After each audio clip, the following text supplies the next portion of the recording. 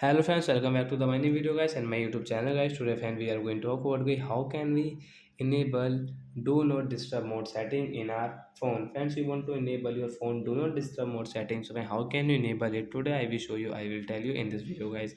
So before starting video friend, first of all go and subscribe the channel guys, click the bell icon and like the video. So friends, now let's see guys how can we enable do not disturb mode in our phone.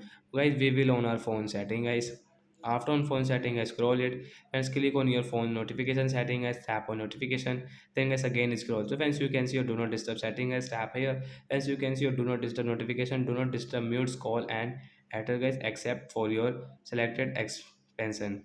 Means guys your phone will not ring and like your phone is as like mute guys.